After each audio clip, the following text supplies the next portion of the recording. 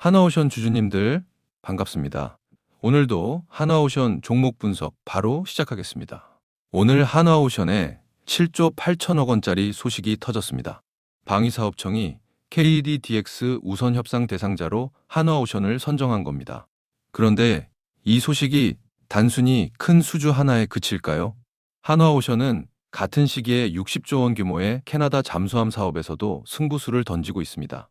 오늘 이 소식들이 하나오션에게 왜 중요한지와 앞으로 하나오션이 상승할 수밖에 없는 근거를 지금부터 명확하게 말씀드리겠습니다. 여러분, 이 산업의 판 자체가 바뀌고 있습니다.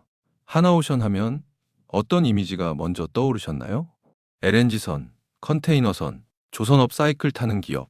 그게 대부분의 인식이었죠. 그런데 하나오션은 지금 완전히 다른 전장으로 이동하고 있습니다. 국내 최대 방산 수주에 글로벌 잠수함 수출까지 조선주의 틀을 스스로 깨고 있습니다. 왜 지금 이 전환이 중요한지 세 가지 키워드로 풀어드리겠습니다. 오늘은 세 가지를 같이 확인해 볼 거예요. 첫째, KDDX 수주가 하나오션의 실적 구조에 무엇을 바꾸는가? 둘째, 캐나다 60조 원 잠수함 사업에서 하나오션이 던지는 승부수의 실체는 무엇인가? 셋째, 이 두 사건이 맞물리면 하나오션의 밸류에이션은 어떻게 바뀔 수 있는가? 이 세 질문에 답하다 보면 하나오션이 어느 방향으로 전진하는지 그림이 그려질 겁니다. 첫 번째 키워드로 먼저 가보겠습니다. 여러분도 요즘 방산 뉴스 많이 보셨을 거예요. 폴란드 K 전차 수출, 필리핀 호위함 계약, 전 세계가 한국 방산에 주목하는 시대가 열렸다는 소식이요. 그런데 국내 방산 수주는 어떨까요? 사실 한국 해군의 차기 구축함 KDDX는 수년간 논의만 이어지다 이제서야 본격화된 사업입니다. 그런데 KDDX가 뭔지 아세요? 6,000톤급 이지스급 구축함 6척을 국내 기술로 건조하는 약 7조 8천억 원 규모의 사업입니다. 이 방어선을 누가 구축하느냐의 문제였고 지금 그 자리가 하나오션으로 결정됐습니다. 그렇다면 이 수주가 하나오션 실적에 어떤 의미일까요? 하나오션은 과거 상선 시황 하락기에 구조적 수주 공백을 경험했습니다. 방산 매출이 이 공백을 메우는 역할을 합니다. KDDX 선도함 건조만 해도 수년에 걸친 안정적 매출 기반이 생기죠. 군함 수주는 상선처럼 시황에 따라 끊기는 게 아닙니다. 국가 예산이 배정된 장기 계약이라 반복 매출이 보장됩니다. 적자 사이클에 진입 장벽이 생기는 거죠. 이게 얼마나 큰 얘기냐면요. 60조 원 규모의 캐나다 차기 잠수함 사업입니다. 단순히 함정만 팔면 되는 입찰이 아닙니다. 캐나다 정부는 방산 도입 시 현지 경제 기여도와 산업 파급 효과를 핵심 평가 항목으로 봅니다. 하나오션은 어떻게 대응했을까요? 캐나다 SAF 전문기업 아주어와 기술협력 MOU를 체결하며 친환경 에너지 분야까지 협력 지평을 넓혔습니다. 잠수함 기술 하나만 들고 가는 게 아니라 방산과 에너지를 묶은 국가 단위 패키지 딜로 진지를 구축하고 있는 겁니다. 여러분, 방산 수출과 일반 수출의 차이가 뭔지 아세요? 방산은 한번 신뢰를 얻으면 수십 년짜리 파트너 관계가 형성됩니다. 유지 보수, 업그레이드, 후속 계약이 이어지죠. 그렇다면 하나오션이 캐나다에서 만드는 구조는 무엇일까요? 글렌 코플랜드 하나디펜스 캐나다 CEO는 현지 방송에서 한국의 제안은 지금까지 본 그 어떤 것과도 다르다고 밝혔습니다. 방산과 에너지를 아우르는 전방위 파트너십으로 장기 동맹 구조를 만들고 있다는 자신감입니다. 이게 재평가의 핵심 근거입니다. 그렇다면 지금 하나오션이 저평가받고 있다는 게 무슨 뜻일까요? 조선주는 시황에 민감하다는 이유로 낮은 멀티플을 받아왔습니다.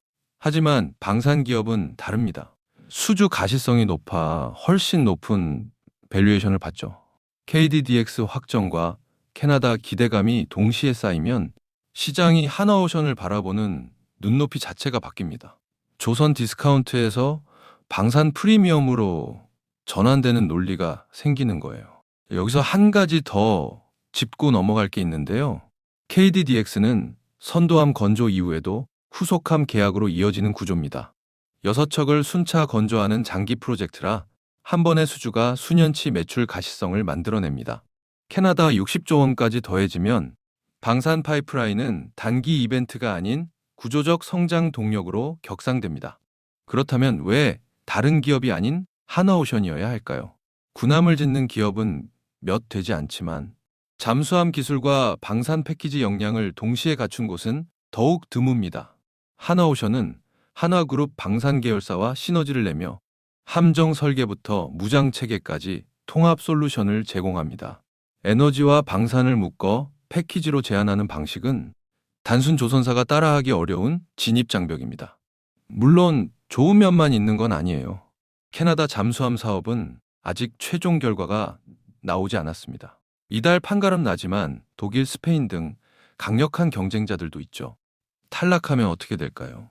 수주 기대감이 빠지면서 단기 조정 압력이 올 수 있습니다. 절대 아닙니다. 하나오션은 KDDX로 국내 방산 기반을 확보했고 SAF 협력 네트워크는 향후 다른 수출 경쟁에서도 자산이 됩니다. 캐나다 한 건에 모든 것이 걸린 구조가 아닙니다. 두 번째 리스크도 짚겠습니다. KDDX에도 리스크가 있습니다. 본 계약까지 세부 조건 협의가 남았고 대형 방산 프로젝트는 납기 지연이나 원가 초과로 수익성이 훼손되는 사례가 있죠. 그렇다면 하나오션을 주목할 이유는 여전히 있을까요? 절대 아닙니다. KDDX는 방위사업청이 수년에 걸쳐 구조를 정교화한 사업이고 하나오션은 이 분야에서 설계 역량을 쌓아온 기업입니다.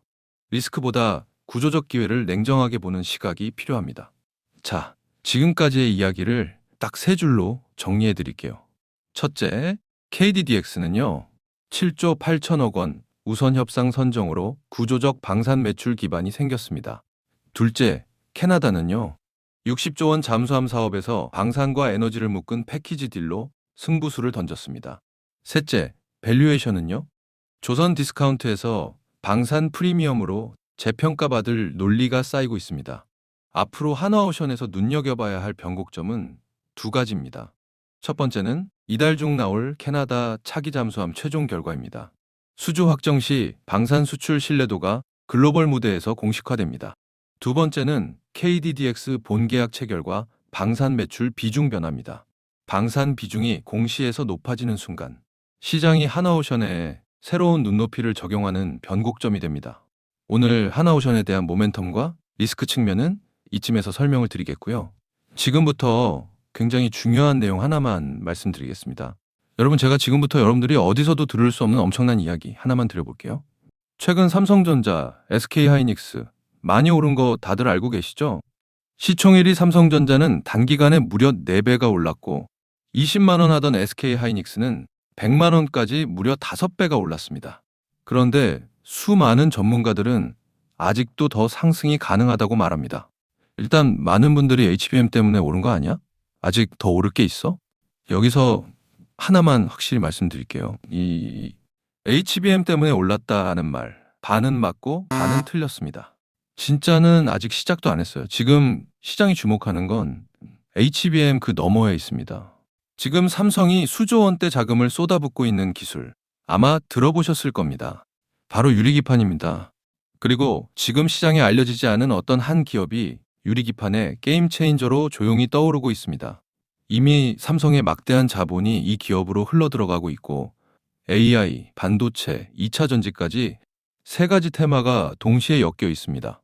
최근 시장만 봐도 테마가 너무 빠르게 바뀌잖아요. 그런데 이 종목은 세 가지 테마가 동시에 묶여 있어서 꾸준한 상승이 가능하다는 겁니다. 그리고 지금 시점에서 가장 중요한 질문 하나 드려볼게요. 여러분, 지금 엔비디아, 인텔, 구글의 가장 큰 고민이 뭔지 아세요? AI 성능은 하루가 다르게 진화하고 있는데 문제는 그만큼 열도 어마어마하게 뿜어낸다는 겁니다. 성능이 올라갈수록 발열도 함께 올라가는데 기존 반도체 구조로는 이제 그 열을 감당할 수가 없는 거예요. 한마디로 성능의 한계가 아니라 열의 한계에 막혀버린 겁니다. 그래서 지금 엔비디아와 삼성이 긴밀하게 협력을 논의하고 있는 거고 AMD 수장까지 직접 방한한 겁니다. 그런데 여기서 이상한 점이 하나 있습니다. 삼성이 세계 최고 실력이라고 자부하는 이 기업의 주가는 아직 바닥입니다. 왜일까요? 세력들은 절대로 아무 때나 주가를 올리지 않습니다. 항상 남들보다 먼저 오랜 시간 매집을 하고 그 다음 재료가 시장에서 부각되기 시작할 때 그때부터 본격적인 상승세를 보여준 겁니다. 그런데 이 종목 같은 경우에는 유리기판이라는 초강력 재료를 가지고 있고 삼성의 거대 자금이 빠르게 들어가고 있기 때문에 한번 움직임이 시작하면 절대 이 가격대엔 못 산다는 겁니다. 그리고 소름 돋는 게 하나 더 있습니다. 제가 작년에 추천드렸던 원익홀딩스 기억하시죠? 똑같이 바닥권에서 횡보하며 장기 매집이 시작됐고 거래량이 본격적으로 튀어오르기 시작하더니 무려 8배 넘는 상승이 나왔습니다. 그런데 이 종목도 보면 어떻습니까? 바닥권에서 횡보하며 오랜 시간 매집이 진행됐고 거래량이 중간중간 강하게 튀어올랐습니다. 그렇다는 건 이 종목도 원익홀딩스만큼 상승이 나올 수 있다는 의미이고 거래량 볼륨이 원익홀딩스보다 더 크기 때문에 그 이상의 상승이 나올 수밖에 없다는 겁니다. 그리고 수급도 한번 보세요. 외국인과 기관들은 쉬지 않고 매수하고 있는데 개인들만 매도하고 있습니다. 전형적인 메이저 세력의 수급 패턴입니다. 게다가 최근 들어 기관들과 외국인들의 매수세가 점점 강해지고 있기 때문에 머지않아 본격적인 상승이 시작될 겁니다. 그래서 지금 시간이 얼마 남지 않은 만큼 정말 많은 고민 끝에 세력 매집주를 구독자분들께 100% 무료로 공개를 해드릴 거니까요. 대신 여러분들은 구독과 좋아요는 꼭 눌러주시고 지금 화면에 제 개인 번호 잠시 보이시죠? 여기 있는 번호로 매집이라고 2글자 남겨주시면 제가 직접 보내드리겠습니다. 지금까지 제가 추천드린 종목들 다들 기억하시죠? 원익홀딩스 8배. 이 수익을 가져가신 분들의 공통점이 딱 하나 있습니다. 먼저 알았다는 겁니다. 오늘 소개드리는 이 종목도 마찬가지예요. 차트는 이미 신호를 보내고 있고 외국인과 기관은 조용히 담고 있습니다. 이 기회를 놓치는 순간 지금 이 가격은 다시 오지 않습니다. 종목명과 목표가 그리고 매수 전략까지 정리된 자료를 저희 구독자분들께 바로 보내드릴 거니까요. 마지막으로 구독과 좋아요 이 2가지만 눌러주시고 상단에 제 개인 번호로 매집이라고 2글자 남겨주시면 제가 직접 보내드리도록 하겠습니다. 투자에서 수익의 차이는 결국 기회를 알아봤을 때 시도했느냐, 그냥 지나쳤느냐에서 갈립니다.